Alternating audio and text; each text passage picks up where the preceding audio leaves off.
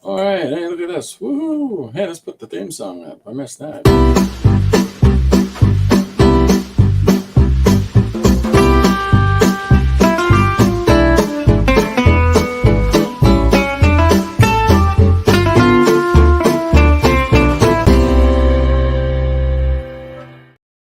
Okay. Welcome to 2025. 2024. I hope everybody had a good holiday. I hope you had a good Christmas. I hope you had a good New Year's. And, you know, all the things that you were hoping for came through. And that's exciting. That's exciting if that's how it worked out.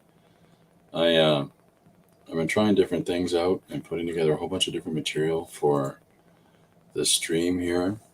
So, but it's my first time back. And since before Christmas. And because the pneumonia kicked my butt. I'm pretty sure it's pneumonia. Well, of course I didn't go in. Hi, Linda. Welcome aboard. So, yeah, Linda, I hope your holidays worked out for you. Anybody else that's in the chat.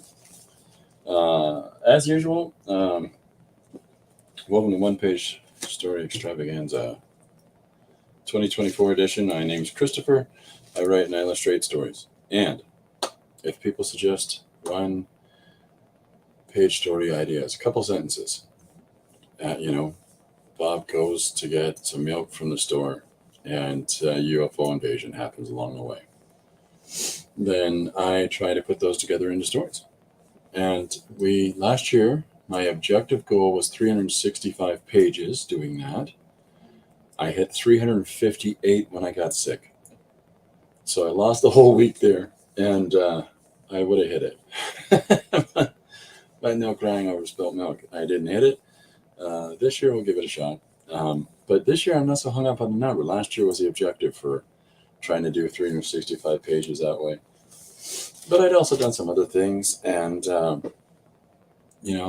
you got to do some paying work when it comes in, and you got to do, you got to go off and do talks and things like that. And sometimes that takes some time, but overall, I would feel that 2023 was really successful. And I appreciate everybody that got involved and had some fun. Oh, Chris is joining us. Hiya, Chris. Welcome on board. So anybody that jumps in, feel free to say hi. No one's gonna attack you. There's none of that here. So some changes I would have done would be to go back and some instances I really don't feel a lot of pressure for turning a page out overnight. I have no problem doing that. I work really fast, but there are some ideas I would have explored more. And there were some, suggestions that came up that I'm like, that is so wonderful. And I really want to round that out more. But the identified pattern that we have established here is it's one page story at best. And if I have the facility to knock a lot more pages than that, then great. But otherwise, one page story. And somebody suggested in a message to me that you should go back and explore some of those early stories and round them out. And I thought that'd be fun, but there's still so many suggestions that have been made that I want to follow through on and complete. Hiya, Paul. Welcome aboard. I'm not working today. Well, my goodness. I bet you're drawn. Yeah, so I think that might be the one thing that I would reevaluate about last year's process. And also, I really locked myself into a format, a scale of format. And the intention with that was because we were in the process of putting together a book last year, and which at this point is completely fallen off the wayside. And it's not for anything other than bureaucratic nonsense. And I would get back to that, and put a project out. But having everything of a specific format. The point I'm trying to get to is that having everything of a specific format makes it easier to then uniformly plot those into pages for a publication. And this year I'm going to shake it up. I'm going to shake it up a little bit. That exterior frame size we're going to hold on to. Oh, Chris is making his lunch. Chris will be on the balcony. Ding, ding. I got sound effects now. I don't know if I told people about this, but I can do sound effects like or no one's interest but my own, or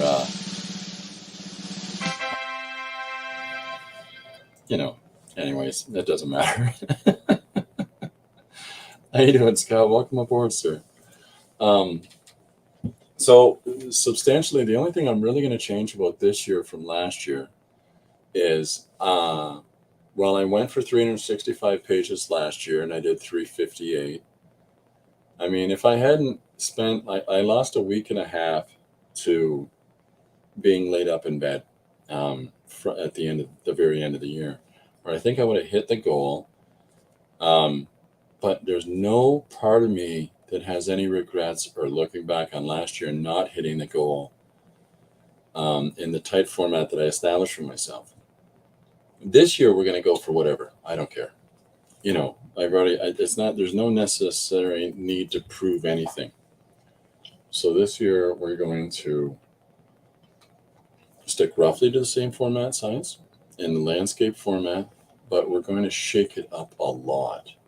And what I mean by that is we're going to change how we process and put stuff out for folks. And one of the ways that we're going to do that is that I'm going to,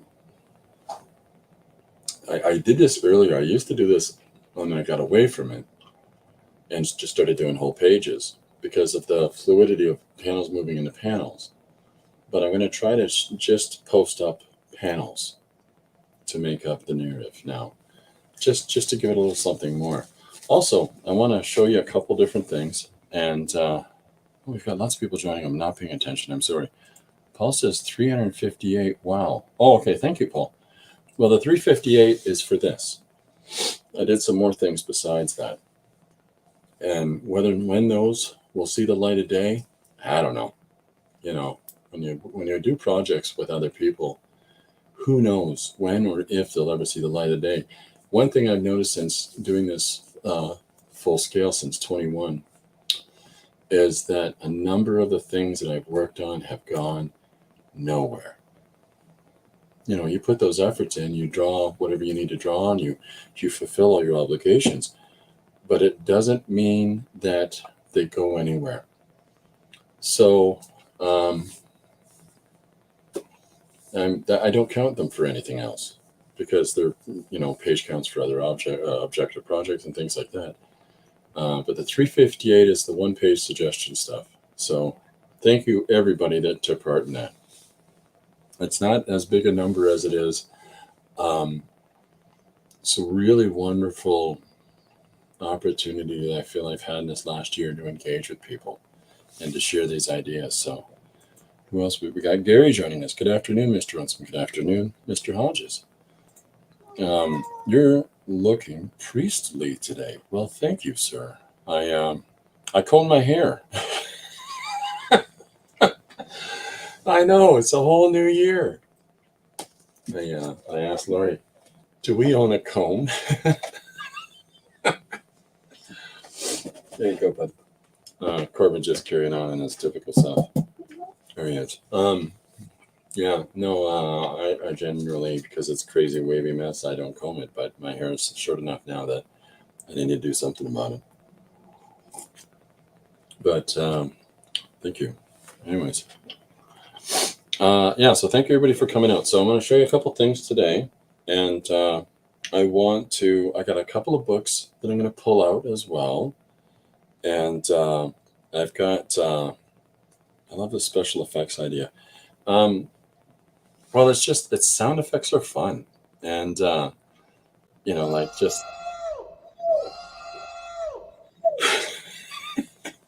Nobody else enjoys that. I do,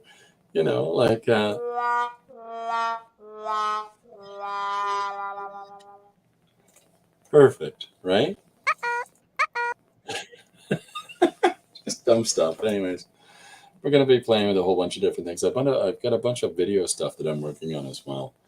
But again, I lost a week and a half there, so I'm really behind on things. I had intended to launch it all around today, and it didn't happen. So, do I have a conspiracy chicken sound? Actually, that was my conspiracy chicken sound. Uh-oh. So, but thank you for asking. Okay, a couple things. One, I was going to go through. Now, in the past, I have shown people these pages that I do that show a whole bunch of different ways in which you can draw an eye using different mark making tools. And I'll be going through that tomorrow, and really playing off the idea of how many different ways can we interpret the same thing. And so I want to talk about that. But another thing I wanted to show you was I got a little bit of mail over the holidays that switch that out. I got a little bit of mail over the holidays, and within said mail, move this. I got Dee Dee sent me a whole wackadoo pile of. She said she thought I needed some new papers for backgrounds. Always appreciated. Very much appreciated, Dee Dee. And so it's this wonderful pile of different tissue papers with material on them, and pattern papers. I'll move these. And then there's some printed patterns on here, and music sheets, and different, it's almost like a wallpaper or like a wrapping paper. Lots of different opportunities. And it's all very tissuey, right? Lots of different opportunities to utilize these in compositions. And so I'm really excited about that. I'm really appreciative to Dee Dee for sending these things. It's very nice of her. And yeah, of course, we can always utilize different surfaces to work on. I'm just going to set these here for a moment. Sorry, my voice and my throat are still coming back. So please bear with me. I apologize. We did a stamp swap last year. And I took part in that with people. And so a bunch of stamped pieces came in. And I really enjoy, and then little cutout clips of things. And I have yet to engage these in any pages. I've utilized some of them in a couple of things, but I really enjoy these different surfaces, and I want to incorporate some of those into some pages. Mixed media.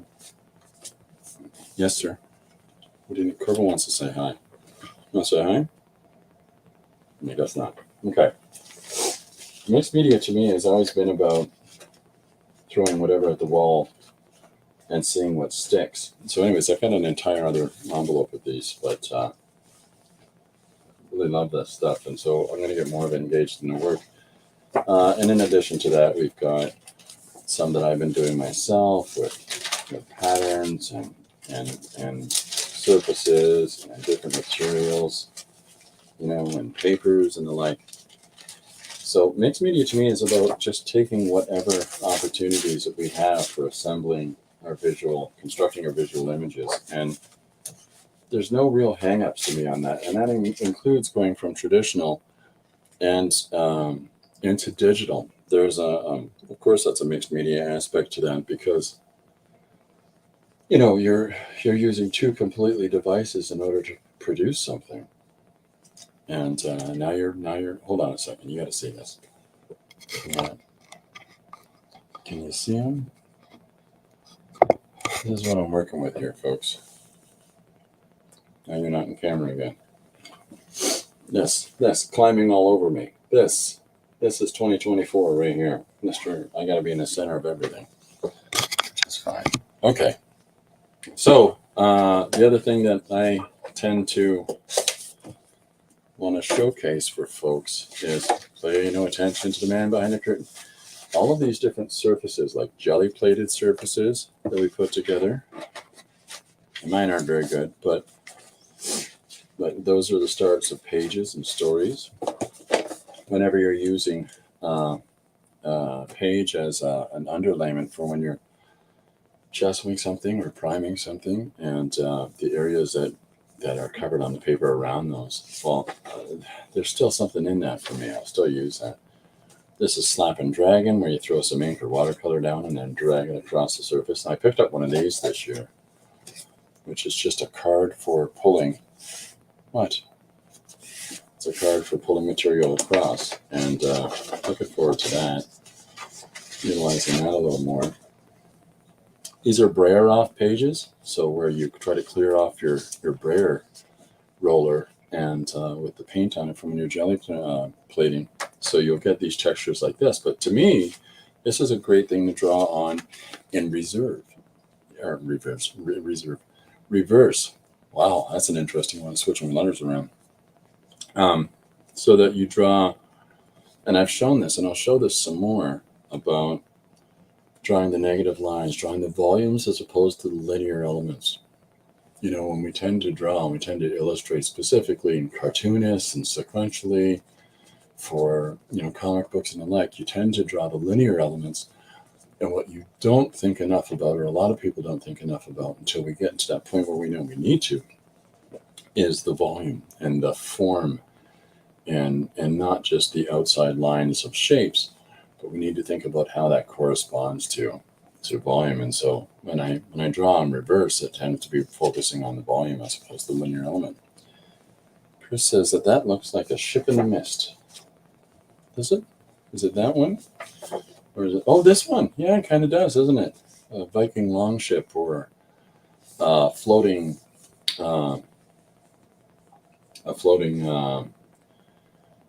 I can't remember the name of it. It's like a shop that serves noodles, a little boat that serves noodles that, you know, floating in the sky like in the Fifth Element. So this is just some more of these modulated surfaces on different cardstocks. And I've tried some of that stamping because I did a lino cut page recently. Little stamps that my granddaughter put on a page for me. Brayer off. This is just primed card stock. You know, and then we get into all the different colors and cardstocks that we can use for illustrating on. So I'm just trying to sort of walk through the start of the year here. There's so many different ways that we can approach our storytelling, and there's so many different ways that we can utilize materials for putting together our images. And still operating under the auspices that if anybody wants to suggest a one-page story or 3 prompt words, or however you feel that you want to try to compel me to do something, not interested in doing scripts and stuff like that. Sorry, I always feel like I have to say that because I've still had a few. Here's my script. I'm not drawing your whole book. You know, that's why you hire me, anyways.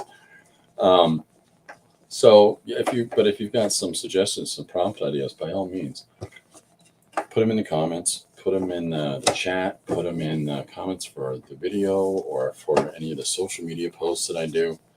So this is a cold press, and I want to tell you about this part too. Cold press, now my camera's not going to pick it up. Cold press has a bumpy surface on the paper, okay? And hot press paper has a smooth surface on the paper. And you can have hot press on one side and cold press on the other. You can have both sides, one, you know, hot, or both sides cold. Excuse me. But there's interesting things that we can do with either one of those. But the cold press stuff, and it includes things like watercolor papers and the like, that there's that little texture to the surface of the paper, and it's going to have that granulation that can insert into your work. But there's a bunch of possibilities of that because of the porous. It feels far more porous.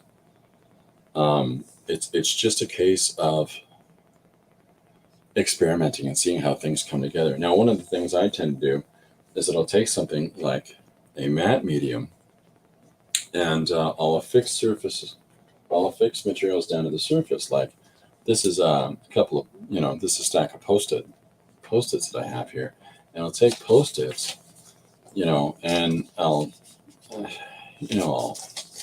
roughly fold or serrate them like this, and then I'll attach these pieces of Post-it randomly throughout a piece of paper in order to just sort of give an underlayer of different values peeking in to the composition before I've even sat down to build that up any further. Other things that we can use for that is the lecture set that I've exampled during streams in the last year, and I'll be using some more of these here, or we can do little clear overlays on acetate. This is from the side of a book that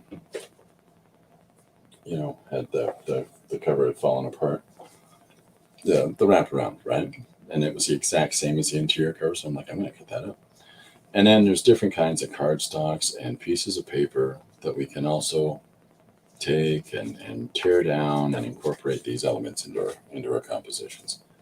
So I'm a big fan of advocating that people experiment that and play with it a little further.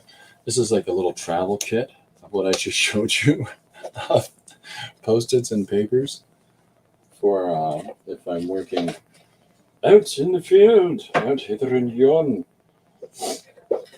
And in addition to that, allow yourself opportunities like, if you've got different types of paper that you come across, this is all these little dots on it for graphing. Or here's a nice, really heavy black cardstock, like a really thick one.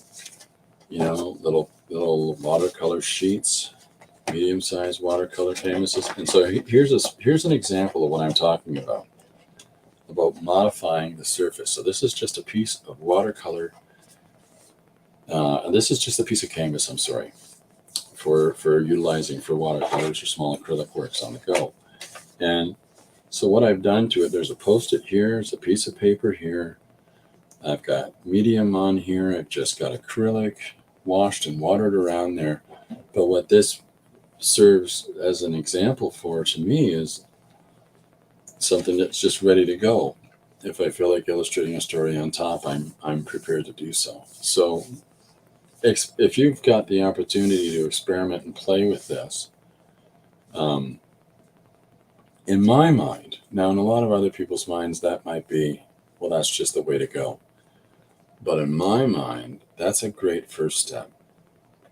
And so what I mean by that is the abstract composition and the balance that we were looking for and how we're assembling a composition and how we are putting together the values, that there's a nice balance and weight in those.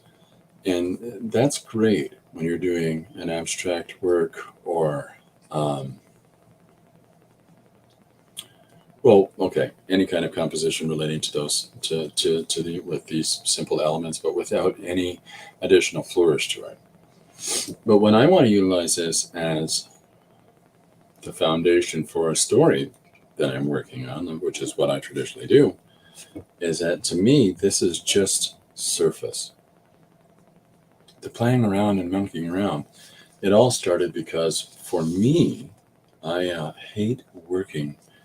I grew up poor, and so a lot of I would make do with whatever surfaces I found for drawing on. And so I would do drawings on newspaper, and I do drawings on typewriter paper, typewriter computer paper, I guess now, and printer paper. And used to be able to get rolls, cast off rolls from the newspaper company in the city so that you could roll that out and draw on those, I hate making mistakes, and there's that whole thing about when you're a young creator or when you're really getting into creativity at whatever, young at heart, that you want to throw out the mistakes. And I say don't. And the reason I say don't is that necessity for me proved to be the mother of invention by not having really the allowance to be able to throw out the papers because I really don't have anything else to work on. I started trying to figure out ways in order to facilitate continued drawing or painting or whatever thing I had to get out of my system on whatever this surface is. And however, it had already been mistakenly modified. So that's why I'll utilize things like I've got masking tape set up, I've got different stencils and things like that over here. And the reason I have all of this available to me is that in my mind, anything goes. Recently I used this and I got a couple of questions of, are you using that?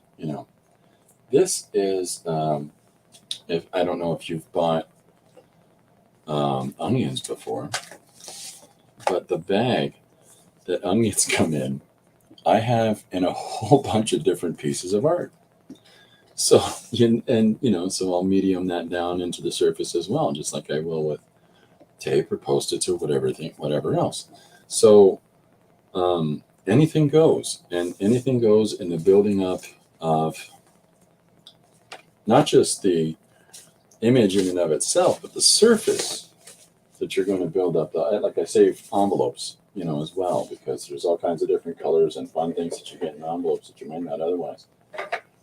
And this is what I'm referring to when I say I'll save up stencils and when I find these little things like this, because there's just fun patterns that you can incorporate into stuff. So, whatever works, whatever comes together, and you just feel like incorporating in. I'm a big fan of that, and so I'm always going to advocate for folks to give that a try. So thank you to Dee for sending the different kinds of tissue papers and the like to me recently. I appreciate that, and thank you to everybody for the well wishes over the holidays. And but let's get making some moo here. I'm trying to catch up. Chris says it's the year of the Chinese dragon, 2024. But I'll be drawing or coloring all types of dragons this year. Nice. And Yolanda's joining us. Hi, Yolanda. It's everybody's saying hi. Good. Yeah, thanks for all the encouragement and support at the end of the year. I didn't quite hit my goal that I had set out, and I got some questions about what happened, where'd you go? Not like it was the holidays or anything. Some people just take time off of the holidays. But my problem is that because of the kids and the grandkids and a reduced immune system, you get together in those family get-togethers, and I'm immediately exposed to everything. All right, I'm gonna have to move, Mr. So-and-so. Say goodbye. Bye, everybody. Or you got to go over to your spot because I can't do anything when you're sitting on the back. Did I show roughly everything? I'll move this over. Hold on 1 second. This is just a tray of different mark making tools. Well, let me hold it up in this camera maybe. It's got pens and water-based markers. There's things like Suke markers and sort of like Sharpie type things. You got some alcohol-based marker stuff in here, some pencil crayons, some wax pencils, they're called China markers, and toothbrush for spattering, and all kinds of little bits and bobs there. And I got 2 of these, just stacked with all kinds of random, who knows what, on the desk. So, and Paul says, well, you didn't show everything. Well, I'm still catching up. I'm behind again. I'm so sorry. Yolanda says life happens. Oh, yeah, that's for sure. Happy New Year, Christopher. Thank you, Riri. It's very nice of you. A sleeping vacation is sometimes the best. Yeah, it could be for sure. I didn't sleep a lot. I had a really hard time sleeping. The congestion was so bad that I couldn't. Yeah. Anyway, it doesn't matter. That's gross. I don't want to get in and out of this. But I guess it stands over here on my desk. I still got Vicks Vapor Rub and nose spray. And I'm still getting there. But thank you, everybody, for your understanding. I guess, and then there's the different tapes, the masking tapes, the electrical tapes that you can use, and you can get those in a range of colors, right? Like there's just a wealth of different types of tapes that we can find and utilize and incorporate those into compositions. And, you've got different tools like palette knives and wipes and so many things that we can use in the creation of our images. And so I'm a big advocate for people trying whatever. I mean, if you've got big jobs, sometimes you need to get a really big pencil. Look at the size of that sucker. Yeah, even I'm not impressed by that joke. And then I have things like gessos and stuff like that I'll also incorporate in here. So if you're interested in the last few videos that I did at the end of the last year, I did show some applications like that, but we're going to get more into that. And tomorrow I will be showing, I think it's something like 45 different ways to draw an eye. Something like that. And I'm only using black and white with some elements of blue because there's blue pieces of tape over these pieces of paper.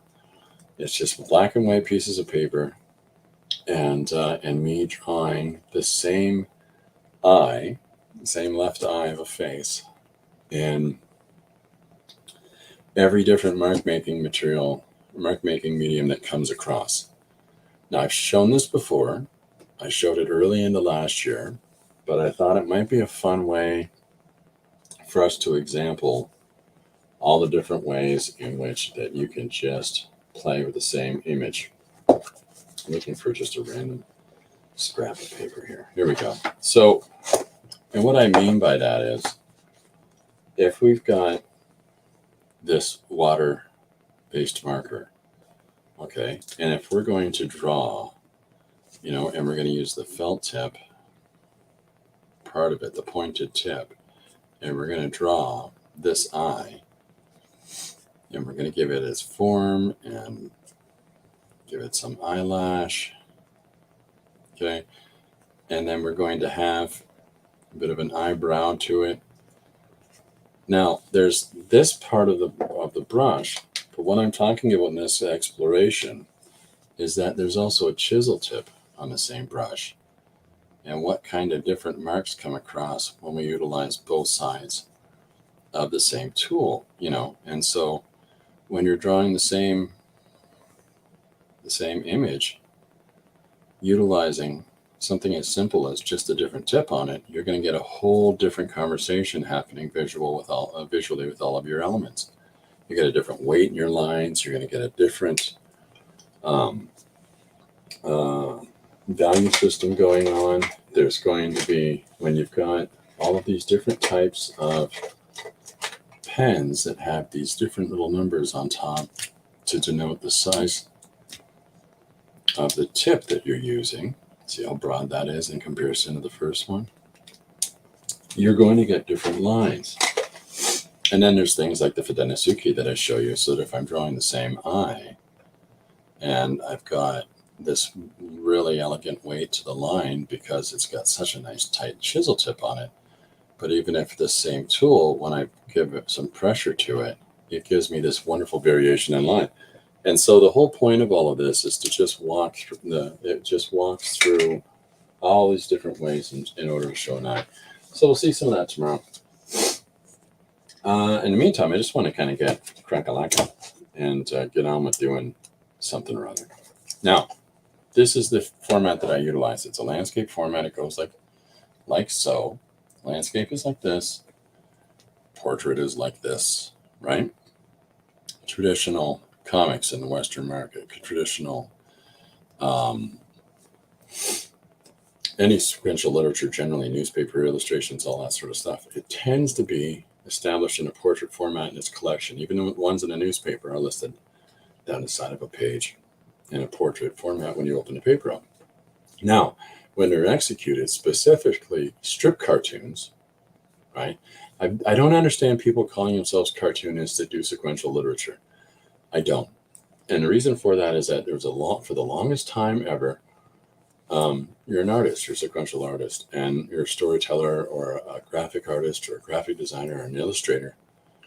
And cartoonists were specifically the people that did periodical strips like so, in that kind of a long, slender format like you see in the newspaper. And because there's a very specific set of skills and stylization that would come along with that. But cartoon, so when I refer to cartoon format, I'm talking about that. And I'll show you examples of books like that. Like I've got the collected Watterson edition of Bill Watterson's, all of his Calvin and Hobbes. And I mean, there's the master of the form. I'm going to catch up on chat. I'm so sorry. Paul says, what a big pencil I have. And Paul's referring to this for those that missed it. Sometimes when you're doing a big drawing, you really need a big pencil for the job. And but the problem is that while I'm drawing, it's just too big and it gets too close to the camera. So, I mean, that's big work. And Rita says, whoa, I can't wait. I wish I could remember what I was doing. Maybe that's for tomorrow. Hello, Debbie. Welcome aboard. Paul's full of double entendres today. Oh, Riri, I had a friend in school with that nickname. That's a great name. And everybody's saying hi to each other. Okay, so a couple things I want to show you, just because I was into the habit at the end of the year last year, and then we'll get cracking, we'll get drawing. Okay, so thank you for that first half an hour of just walking through some of the stuff that I'm going to be using during the stream and making the different story pages that I do. And for those that it's your first time joining, so when I'm doing the storytelling pages and I'm drawing in different materials and using the different tools and, as you know, putting together these different narratives and these different processes, and the ones that are black and white, you see me finish as digitally colored. This one's in what do we got so far? We got marker pen, and this is a Fidene inked black and white or green pencil drawing. This is ballpoint pen and white pencil crayon on a heavy gray piece of cardstock. This is different materials on top of, including pen on top of a jelly plated piece of paper. So all these different approaches that I utilize in the work that I do in these mixed media applications. This is just pencil crayon on paper. This is the stuff we're going to be talking about and going through. So am I keeping up? I'm not keeping up very well at all. Debbie's from Kentucky. Nice. And Yolanda says, I love the Far Side. Far Side was a great strip. It really was. And then nothing like the Far Side. See, Far Side to me, pardon me again. Far Side to me is one of those things where it was an absurdist dream to just run away and just to do silly things within the confines of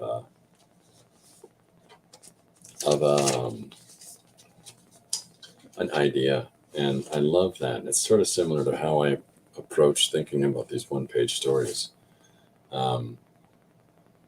Like I just, because this is a suggestion of costumes, Red Cross and boat, I have one of the kids dressed up in his costume is a boat. And all that causes is low back pain and a trip in an ambulance. Like I love silly ideas and how we put them together.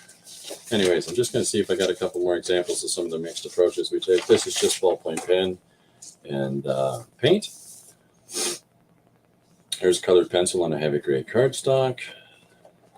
This is using some of that Zipatone that I talked about. National Hitchhiker, the new National Hitchhiker law. So you can see some of this gray tone in here is a Zipatone. This is paint markers on top of a jelly-plated page. Straight on black and white line drawing. Here's a fun one of little mixed media on top of a tie-dye looking, or I can't remember what to call this, but anyhow, lots of different approaches that we can take to storytelling. And we'll get into some of that a little bit more tomorrow. But let's see if I'm caught up here. I love the Far Side. Me too. Nothing but nothing on the Far Side. Nice drawings. Paul, my brother was a good drawer and cartoonist. Oh, there we go. And then Yolanda says, cool sharks. Yeah, I like sharks too. Sharks are fun. Okay, so a couple things I wanted to show. I was talking with Josh Kemble during his stream. So the first thing I popped my head up to do was just to join in my friend Josh on what he was doing. And I think it was just yesterday. So I'm just coming back to life. What we talked about was the beautiful examples that you can find in children's literature of story with more depth and resonance, and that we can take something that is often fobbed off by other people as being juvenile or for children or the like. And he exampled a really great cartoon it's on right now. And if you've got young people, I highly recommend you let them give it a shot, because it's wholesome, and it's called Hilda, and it's just pure fantasy imagination from a little girl in a small village. But what I referred him to was this book called Over the Garden Wall, and beautiful little font here. But this is the art of it. Now, what's wonderful about this is that you can see the rudimentary childlike drawing that's in here, and yet at the same time, the elegant sophistication of the forest. I'll show you a page that doesn't got so much glare on it. Okay, so here's a fine example. Here's, maybe the whole thing's going to be glary because of the finish of the paper. So these characters are drawn in this very, very simplistic style. And yet the scenes around them and the beautiful scenarios that they're within are very much done with some degree of refinement. And so what's so interesting about that to me is that you can take a far deeper story and get it across in this way. This story is an adaptation of the Divine Comedy by Dante Alighieri. And so because of that, there's a far deeper resonance that you can get out of your story when you're looking at the subject matter on one specific level. But at the same time, you're executing it in a style that's appropriate and comfortable to you. So in this way, the person has this wonderful, elegant, childlike drawing. And I don't mean to say childlike in any other sense other than primitivism. When we're drawing and we're starting out, there's sort of a simplicity to it, very similar in how a child has that freedom and that abandon towards, I'm going to put a guy with a red hat on. Why? Because his hat's red. Here's a frog-looking guy who's playing a banjo. Why is that? It's a frog guy, And so, despite this, there's a deeper symbology to the characters that the creator's aware of, and at the same time, you get really involved elements like this murder of crows coming in for a landing. I mean, that's quite lovely. Yolanda has said naivete. Oh yeah, naivete is a wonderful thing. If you allow yourself to not be overly concerned about the necessity of perfection, allow yourself to that wonderful naivete of whatever you're drawing makes sense. Is it perfect, and is it everything proportionate, and everything wonderful, and everything is the greatest drawing you've ever seen? That's for that guy. That's for that girl. You're worried about your drawing, and you're worried about your storytelling. And in the case of what we're talking about here, and what we're talking about and what we're doing in the stream, we're talking about storytelling. I'm more interested in storytelling than I am in the most finished compositions. Scott Circlin says, Over the Garden Wall is one of my favorites. I try to watch it every Halloween. It has a wonderful autumnal vibe. It really does. Did you realize that it's the Divine Comedy? Did you realize that it's an adaptation of Dante, Scott? Because I'm finding out a lot of people. The bluebird, look at the symbology. This is Virgil and Ovid, and let me move this. Virgil and Ovid, and then the lost love. The lost love of happiness, and there's the two brothers, Virgil Ovid, and there's such a fantastic quality to it as he travels through the different depths of the through the forest of the different layers of the afterlife as presented in Dante's work. But at the same time, like I'm saying, look at this. There's an elegance to that line in its simplicity. So this is something to explore, everybody. I can give you the ISBN number for those that are interested in the book. It's 978-1-50670-376-3. And The Art of Over the Garden Wall. Absolutely lovely book. And I'm a big advocate of reading and trying and learning different things. And so if you're trying some stuff out, I've shown the Baron story before. I've shown this is my wall of books with how to art. And there's so many different things that you can learn, but this is something I wanted to show. There it is. This is storytelling techniques for digital filmmakers. And the reason that I'm showing this one for talking to you about sequential storytelling is that understanding ways of seeing and understanding ways of framing shots and understanding ways of using, if you look at your piece of paper as a frame of reference, and within the confines of this frame of reference is where we're going to tell either our static image or a stream of images together in order to tell our story. But the way that we put those together, those frames, and the way that we see different images, allows us a great deal.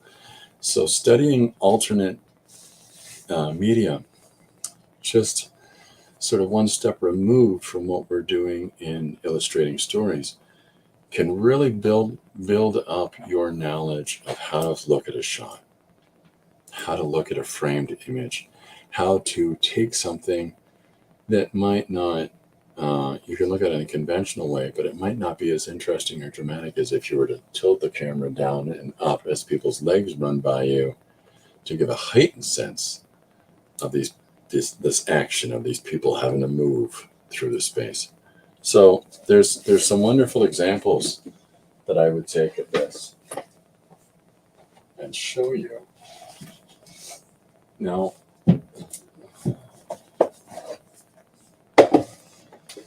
this is Mickey Van Kilo, and and the writer is Roomberg. They've just adapted this into a video game, apparently, which is interesting to me. But here's an example of, because he has an understanding, a comprehension of framing his shots, and he looks at it in a way of like a camera would in filmmaking.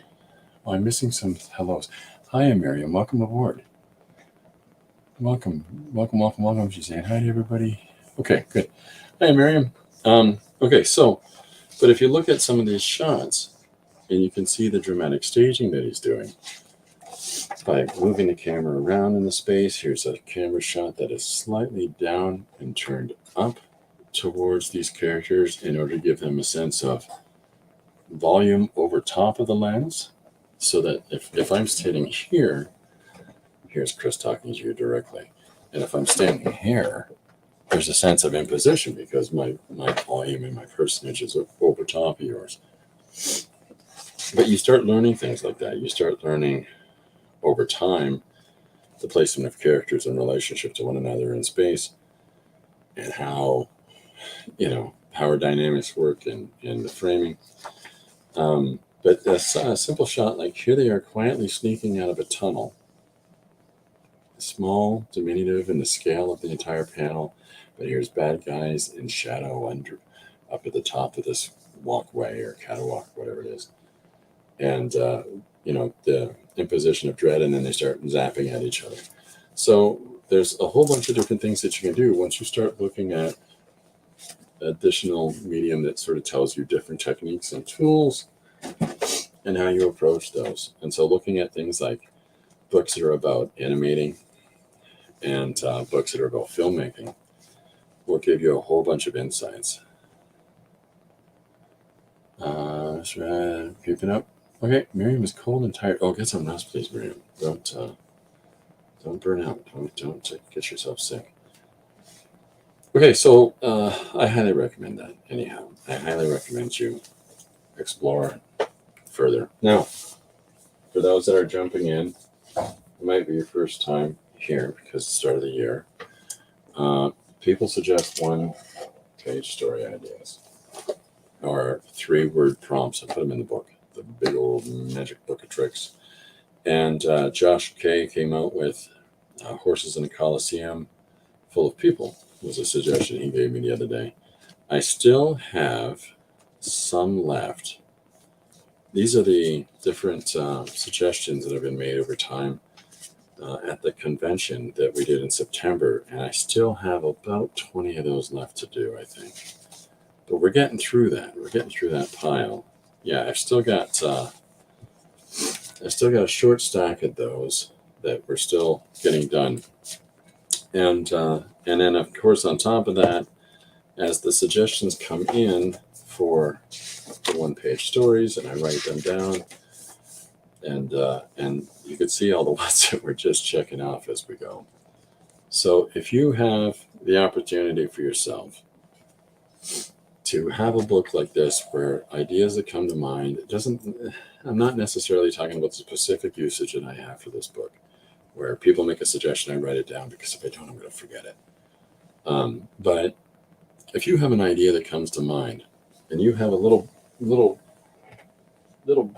even if it's something as small as this that fits in your back pocket or in the bottom of your purse or whatever it is, and you're able to scribble notes on it so that when you sit down, I don't believe that there's any such thing as I don't have any ideas.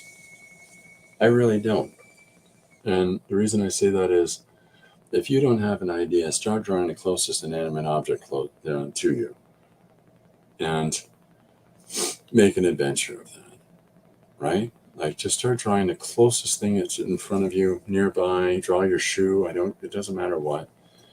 And, before you know it, you start drawing your own foot as it's sitting in front of your crossed leg as you're drawing in your lap. And before you know it, you've done this wonderful little elegant piece about, the traveling that you've done in these years. But it also helps to write things down. So feel free to always try to find some sort of thing. And you can scribble in it. You can do whatever you want. But always feel free to have something like this kicking around. Okay? So that's the book of tricks. So that's where I put all the suggestions that come in. Well, I suppose I should choose one for today because I really haven't. I think I'm still on this page where I've got these doodled guys.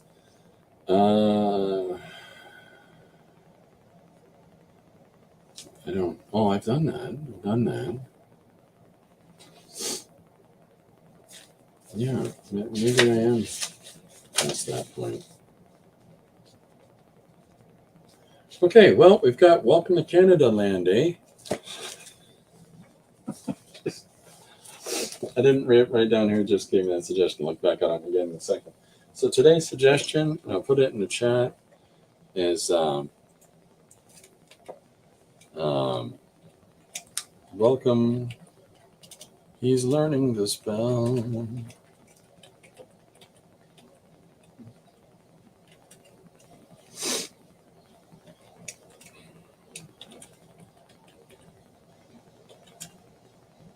Oh, I remember who it was. And that is from Yasmin. Okay, so there's today's suggestion that we're going to work on. And has anybody got any specific, I'll give you a couple seconds here, but does anybody have any specific way they want me to work today? Because I'm always easy like Sunday morning when it comes to that. And while you're thinking about that, Yolanda writes, hey, you hose head, take off, eh? No, you take off. Sorry. Well, everybody's thinking about that for a second. If anybody has a specific medium that you prefer to start with today, or if there's a surface that you saw that you thought, and I showcased a whole bunch of them at the beginning, that you would see me utilize today as our starting point, let me know. Okay, and while you're thinking about that, so today's page was the a legendary chimpanzee hero who turns out just to be a chimp, I believe is what it was. And so this was a silly one that I tried to do to sort of emulate. In the style of it, I tried to emulate like traditional Chinese scroll work, where they'll have these blemishes and these sort of stained surfaces because of time, right? And they're on silk, but the very soft values, that's what you see in all the different versions of our guy jumping over top of his own head. And then at the same time adding in that forward element of the conviction character. But it's just a silly image and just another application of giving it a shot. I drew this on a piece of paper. I'll show you it, actually. It's this piece of paper has some stains on it, some different paint marks that are just, as it was used underneath something else, and some drag marks here and there. It's still perfectly fine to use as a drawing surface. And some of the fun things that you can do is when you've got these blemishes moving through a face or something like that in your composition, you can take a white ink or a white pencil or like a jelly roll pen, or there's Posca pens, right? There's acrylic inks and ink wash and things like that, and white gesso and all these different modifiers that we can put back in and to pull those white lines back out again. There's no reason that it should really interrupt with the drawing in and of itself. All right, so let me check the chat. Has anybody said anything they want me to work in today? No. Okay, so that's fine. I'm going to get cracking. What's this suggestion again? Welcome to Canada Land, eh? Hold on. I'm going to hit it. Here it comes. Welcome to Canada Land, eh? I'm using now. Or how about this one? Okay. See? Good funny stuff. I've got some video stuff coming up to make our stream more amusing for you. And that's from the husband. I'm making that note just for myself because I don't want to look up the book again. And I'm so forgetful. All right, so I'll get that out of the way, throw it on the big old stack of drawings, and let's get cracking. Let's make sure I'm all cut up and cut up. I got called a hose head. That's already no problem with that there. Welcome to Canada Land, eh? Yeah, I don't know. Let's start with let's start with my favorite kind of image lately.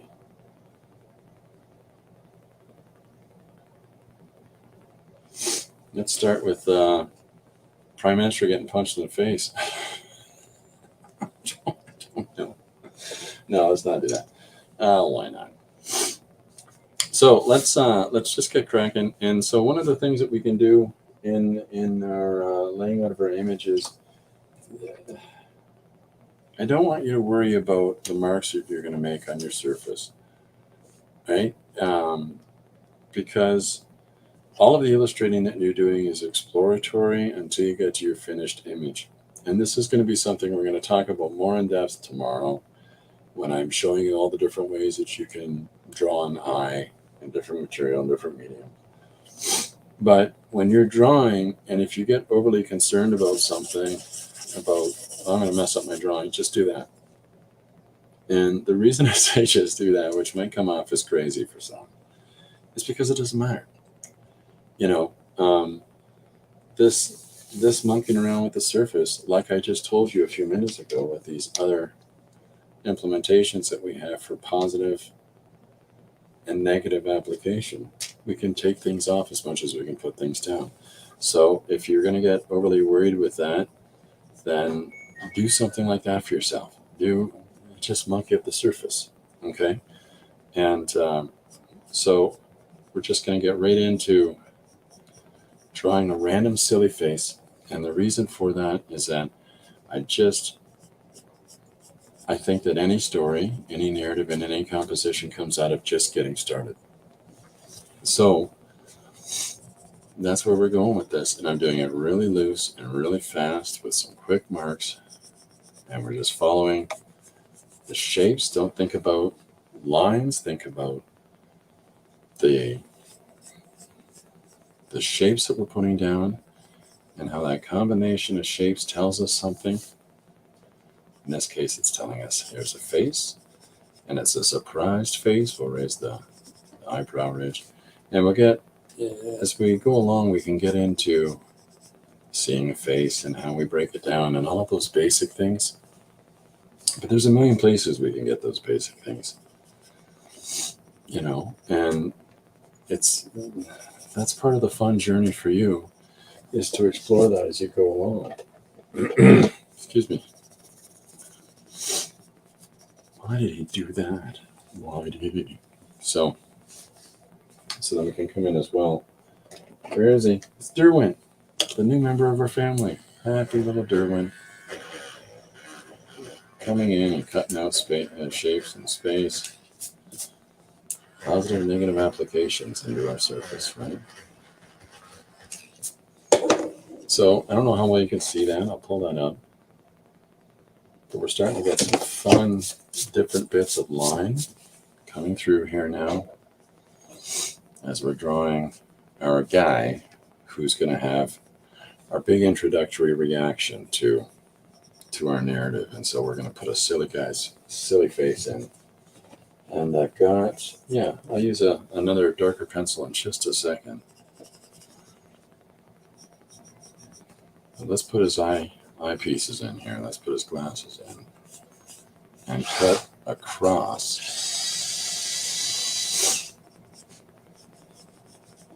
Cut across his face like this. And so you can see some of the scribble is still coming through. Am I in frame? Just gotta make sure I'm in frame. So you can see some of this initial scribbling that I did is still coming through. It's okay. We're not worried about it.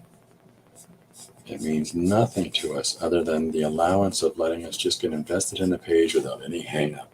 But there's these scribbles in the eye. What's all this business about? There's a really fun artist that I would recommend people take a look at. Her name is Eleeza, Eliza. There's more to her name than that, but that's the part I can remember, and that's the part you get to see through a search. But she does these elegant, fluid, gestural lines in all of her work, and it starts with this. Another person who does that is Karl Krupinski, and where he'll just rough scribble a figure together and then put cleanup lines through the whole thing, and then just eventually erase off the original initial pencil work. So, whatever works for you is my point. So we've got our surprised look, and the surprised look is all about where the eyes are in the face, right? So I'm going to come in now. This is just a black pencil crayon, but I'm going to highlight certain parts of the face, just give them little punches and build up those areas. And it's a nice little emphasis points so that draws you specifically the places in a composition that I want your eye to initially go.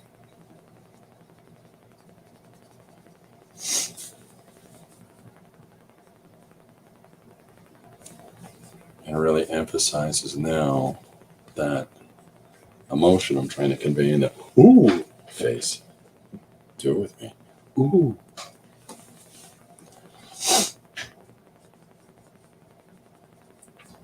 So while I've really only used pencil and pencil crayon here, this is where I can come in with things like the ink, or with,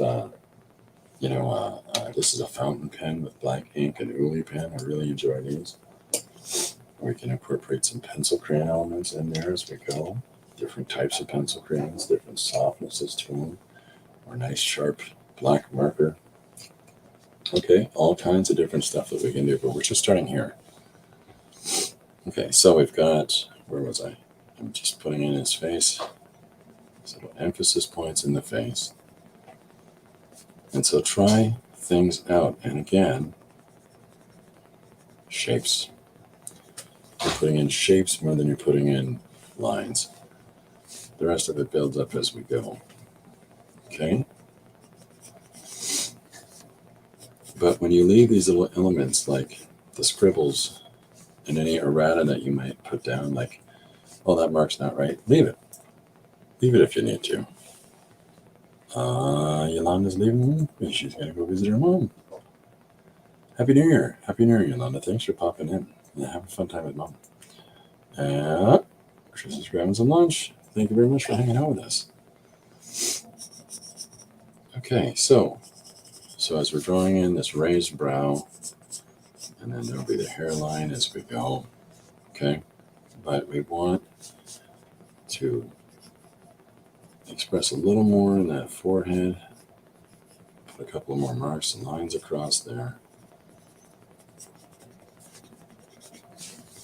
And I'm just softening these lines. So this is a Mastercraft pencil. It's for doing construction with and marking wood as you're about to cut it.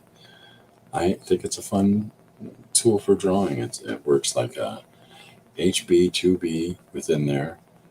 And, for me, it's just the right lead I want for just scribbling around with. Now, I'm going to get in. I'm just going to throw some more marks and shapes into the eyes for some light and some reflection from the glasses that he's wearing. And then we'll get into the lower part of the face and at least get this character done in to start our page off with. Welcome to Canada, Landy.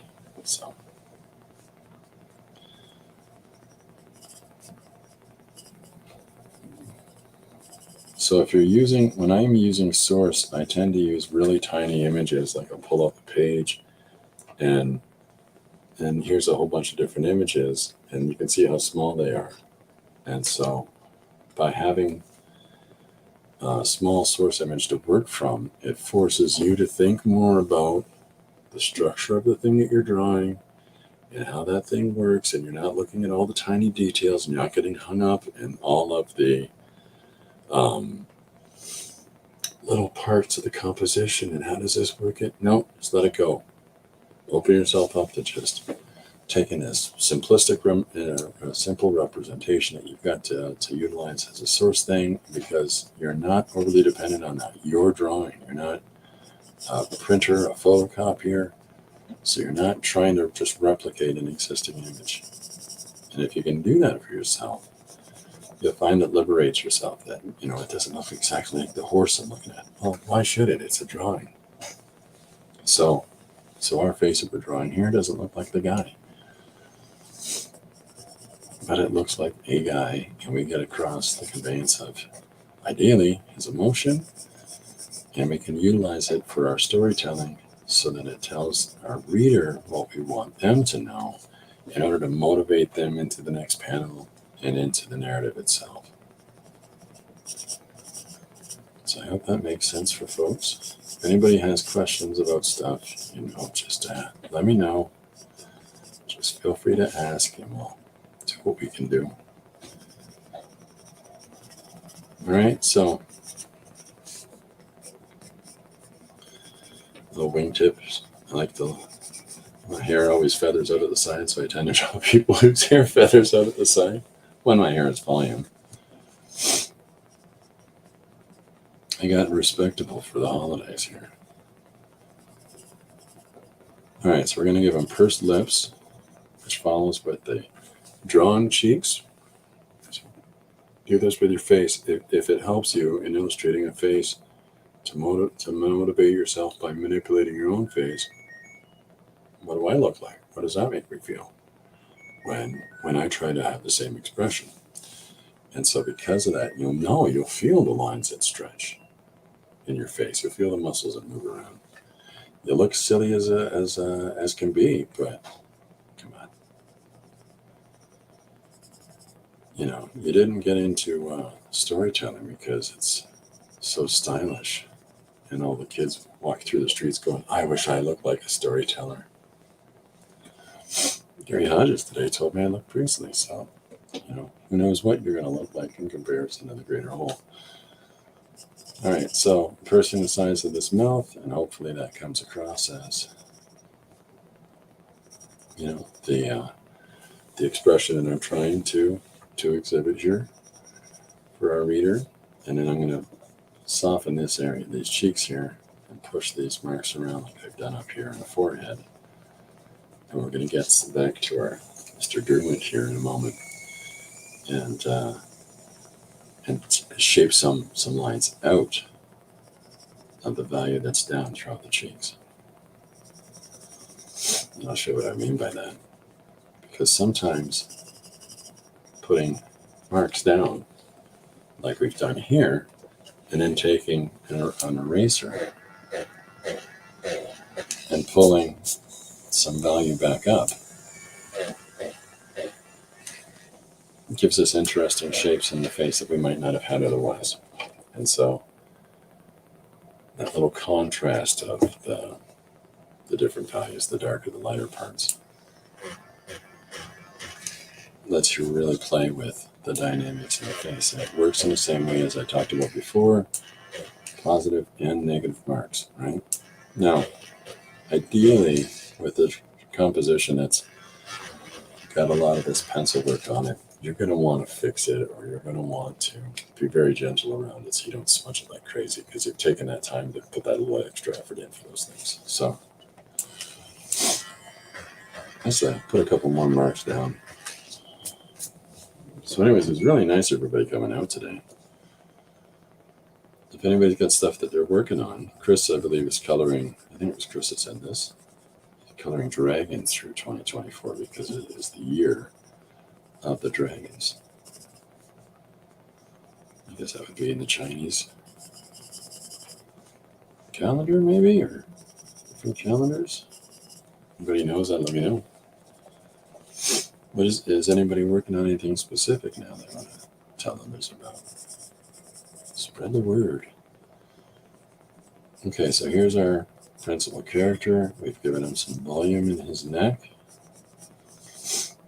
The wonderful diversity of all of us is that we're not all the same size.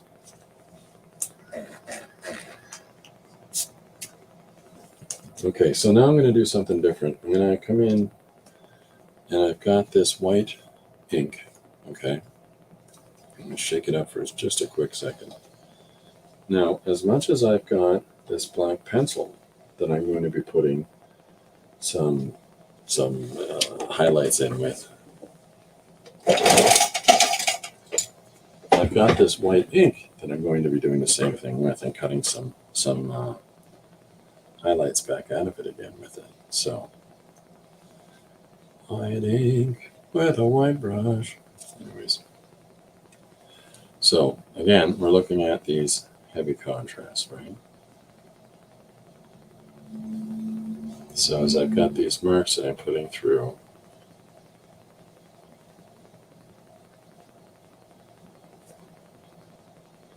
and as we're putting some of these value shifts down inside of here, one of the things that we can also do is take this white and really carve out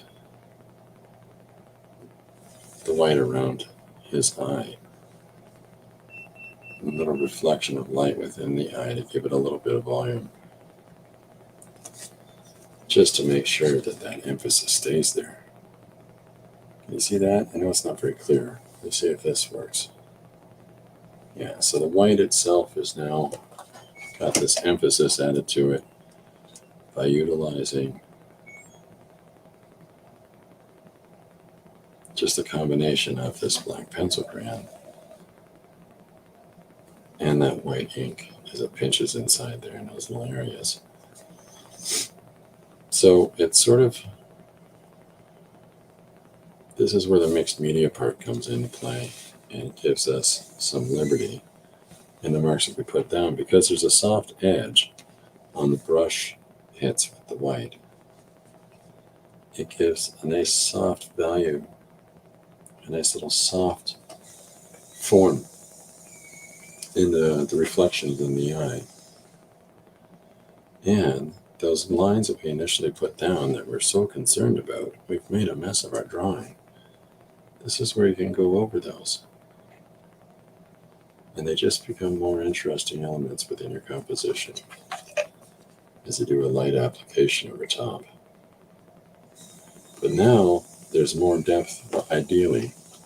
We're getting a little bit more depth and range in our image,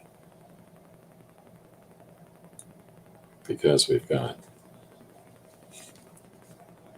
tints and shades, contrasting values, I'm sorry. So put some of these additional marks through here, and you can see this little separation start to take shape. Not just the ones that we erased out with the Derwent, but now just fun shapes within the form itself.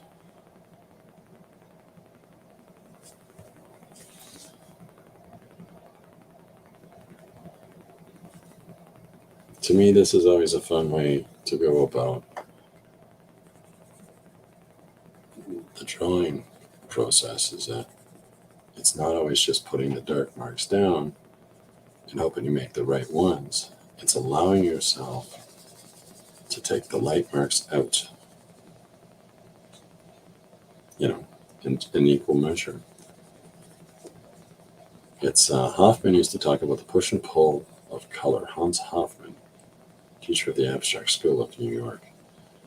In the 1950s, he would talk about the push and pull of color and the push and pull of value, how volume in your composition and different values of signs and said volumes changes their prominence in a landscape, changes their prominence in a composition. Big section of yellow is equal to a small section of blue, just how weight works. And the same thing goes with lights and dark values. The deeper that you put a mark, the more it tends to, in the reader's eye, push back that surface. And the lighter that you put a mark down in the reader's eye, it tends to think of them as that surface having more proximity or raised value to it.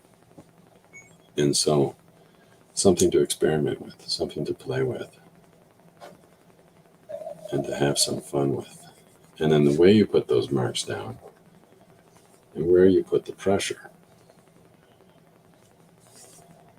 so that you've got your sharp glasses edges here, and then these soft values in the forehead.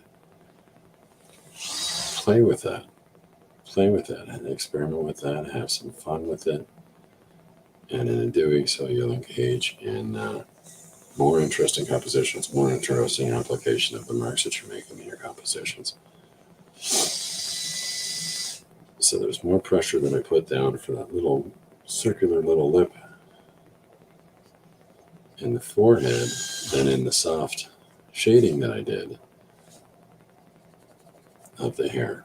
And now I'm going in with more surface and a sharper edge on the pencil. And I turn the pencil around and keep that sharp edge. I'm pulling back that hair.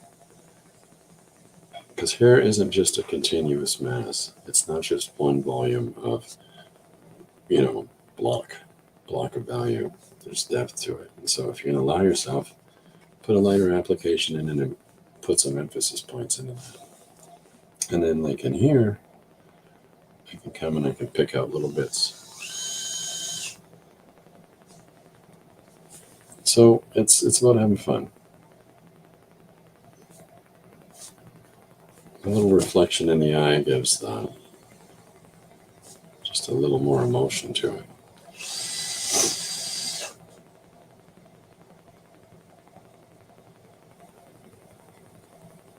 And put a little bit of shape into the face here.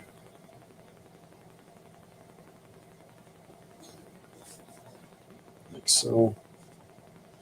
that raised eye from the brow up above, just like we have over here, right?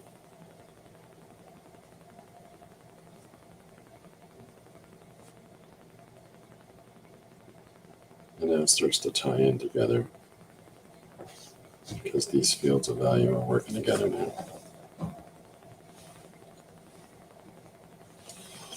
And we'll pull those little marks back out, the soft little pinches of light.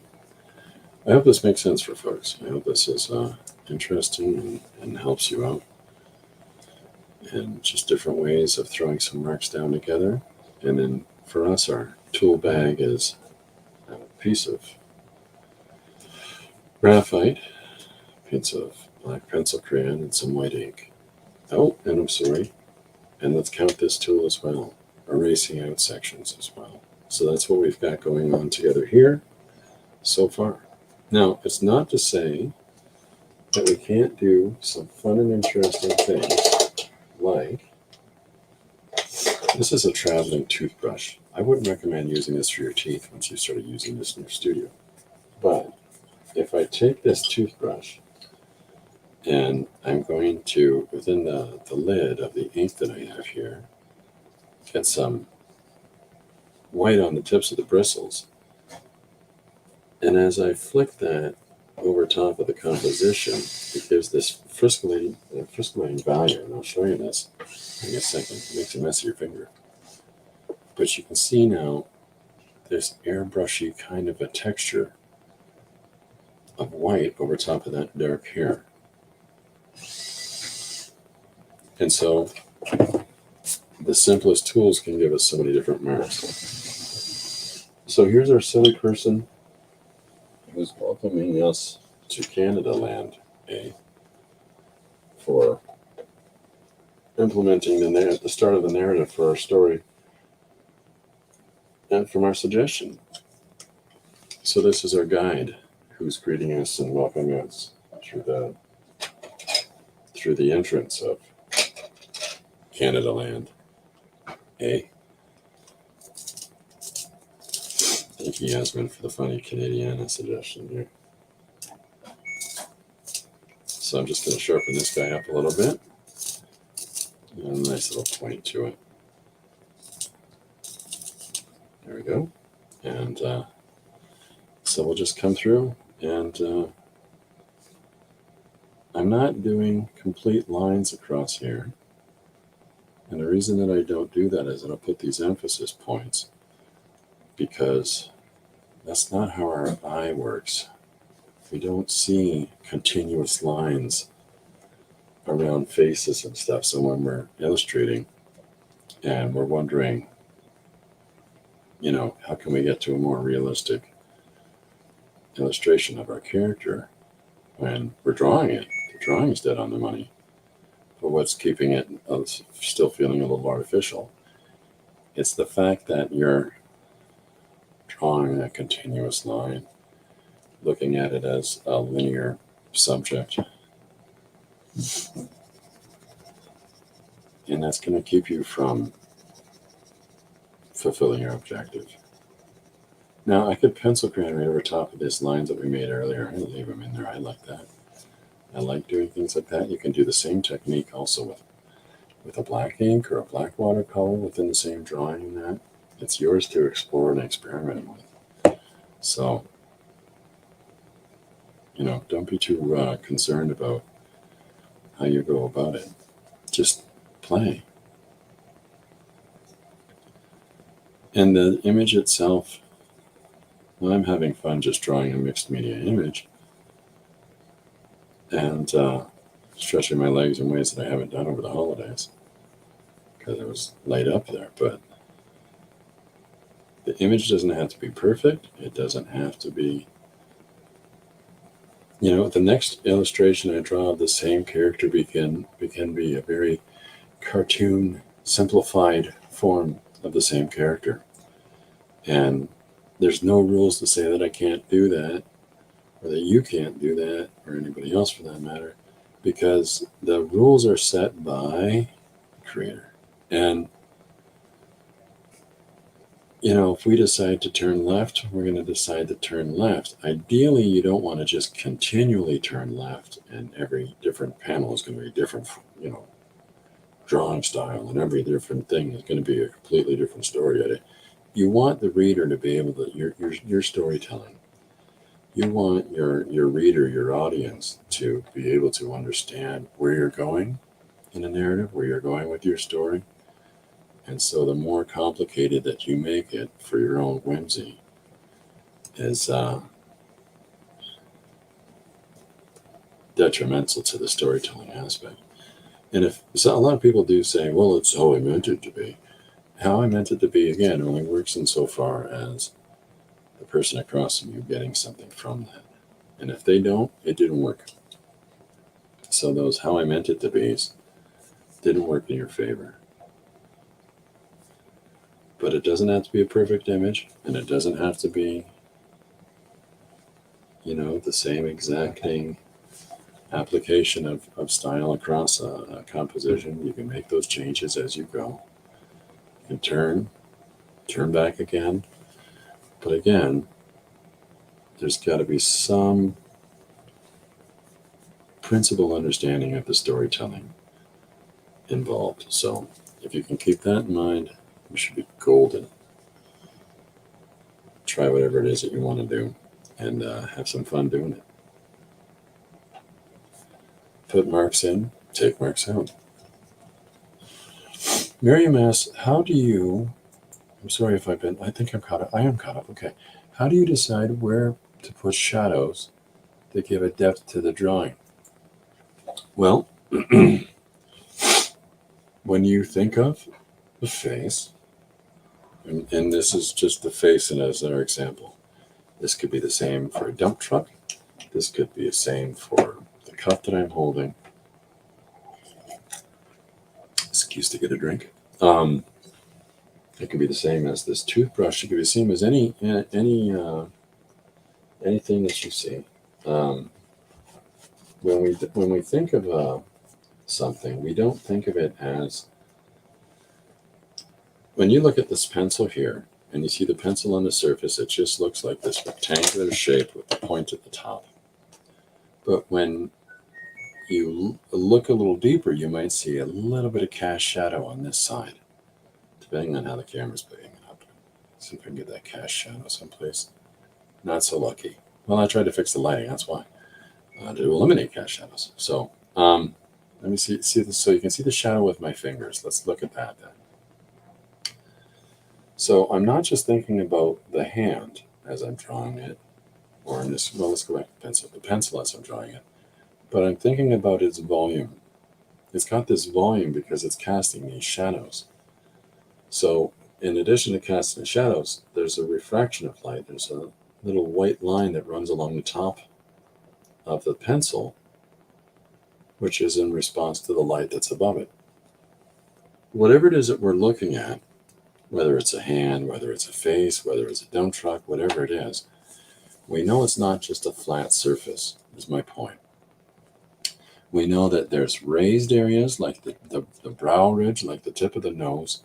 We know that there's recessed areas, like when we get into these little areas underneath our eyes, these little baggy areas that don't capture light as well as the space above them, because we know that the eye pushes out from the surface of the face.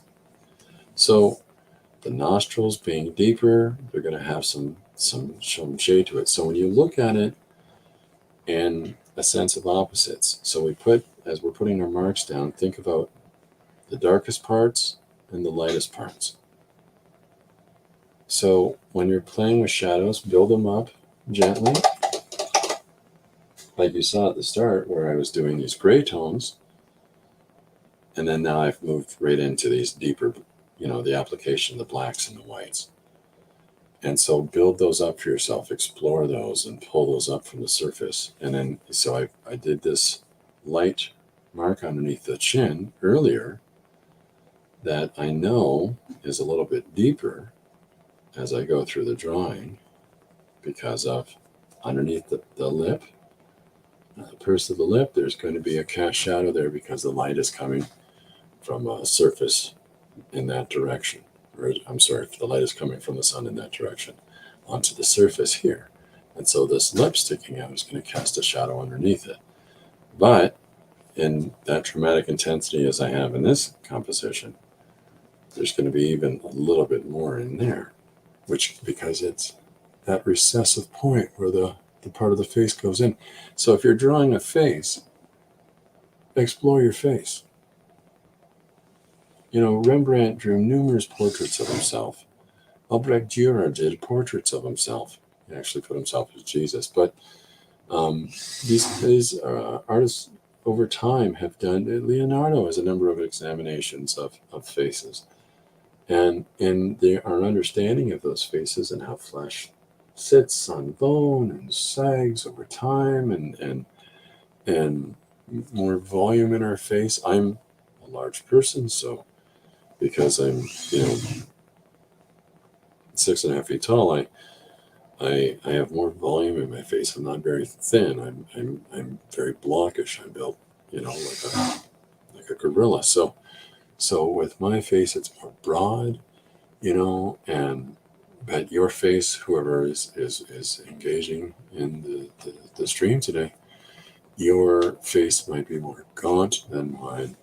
And so you'll see a little more of the bone, and not that your bone is protruding through your face, but that you can see your cheekbones a little more clearly and they're not as soft and rounded as mine are. But the more that you explore the face and look at the different planes of a face, it should tell you where shadows go. And it's the same as anything else. The more that you do it, the more that, you follow along with it. That you don't have to keep looking at a subject, or you don't have to keep assessing where shadows go and where volumes go, because you just know, because you've been playing with your own face enough, you've been studying your faces enough, or any other objects for that matter. And it's just having fun, just playing, and allow yourself to go back and to scope things out with these different tools that you have, and to make these different marks that, this smudges so much better than the pencil crayon does. So I'm going to come in here and smudge some marks in there and play with those values. But it's just working at it over time and building it up, so that if I'd started with the heavy black value at the beginning on the white surface, then the pressure would be to show all of those emphasis points, like the eyes, the glasses. I did this part and I did this part, but I never did this little connecting aspect to it. I did this line under here and a heavier line up the side, because you learn over time that our eye fills in those differences. So as we're drawing a face with a whole bunch of different planes on it,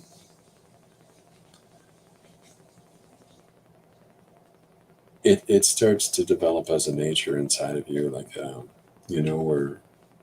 where you want marks to start and where you want marks to end. So we started this by scribbling on the paper, and like I said before, the scribbles in the face now, they really don't matter. They're just another piece of texture in my mind. There's a scribble right there in that forehead, but who cares? We've also got these abstract white flecks of value in the hair over here, these spots of white in there. It's your drawing. There's no right, no wrong way to do it, other than the direction that you're taking it, the exploration that you're doing in it. Okay, so here's our first character. Here is, just a little playful, welcome to Canada land, eh? So what brings you here? It's just a silly, different perspective than maybe having somebody standing there with a flag and a moose helmet on, standing in front of a roller coaster. So here's our very, very political looking person, politician looking guy, as he welcomes you into Canada, eh? Have you tried some poutine? I don't know. We'll figure that out as we go. But what we're initially figuring out here is just to get our composition roughed in. So Give him a little bit of more shape and structure in his hair. A little cut off there. Okay, so we've got something to that. So there's the start of our image. Miriam says, I came for a piece of cake. Yeah. So there's the start of our image. So this is where we can fit in to start our contextual narrative by having him say, welcome to Canada, Landy. What brings you here? And that introduces us into our story. We've been going for an hour 35. Usually I clock in around an hour and a half to 2 hours. Today I'm going to do it at an hour and a half just because I'm still getting my voice back. He says as his voice starts to fail. I appreciate everybody coming out. Happy New Year to everyone. Tomorrow, one of the first things that we'll be showing, and I'll finish this page tonight, and I'll post this up on Instagram and Facebook tomorrow like I normally do. And then tomorrow at 2 o'clock, I'll be back. And so one of the things that I'm going to show is some examples of, I think it's, 40, 50, 60 different ways that you can draw an eye using different mark making material and different approaches to the same subject. So I've got a couple of sheets that I've put together for that over time, and I'll be showing people those. Okay, so if you come on back, you get engage in those. Anybody has any questions? Anybody has any suggestions for story ideas that they want to throw out, or 3-word prompts that they want to throw out? Please feel free to do so. I realized today would have been a 3-prompt Tuesday, but it's just the first day back to the year, so we're starting with our feet on the ground. Miriam says, I will keep my eye on that. Dun, dun, dun, dun. Thank you, Chris. Happy New Year. Happy New Year to you. Happy New Year, everybody that's joined in. And thanks very much, everybody. We got a lot of fun in store, and we'll be introducing it over time. But this year is the year we're just going for it, just having a ball. Last year, I tried to do the 365 pages in 365 days. I got to 358. That's good enough for me. This year, we haven't got any objective like the 365 days, but we're just going to see what we do. All right. So with that in mind, I'll let you go. I'll be back tomorrow at 2 p.m. EST. Thanks very much, everybody. Have a great day.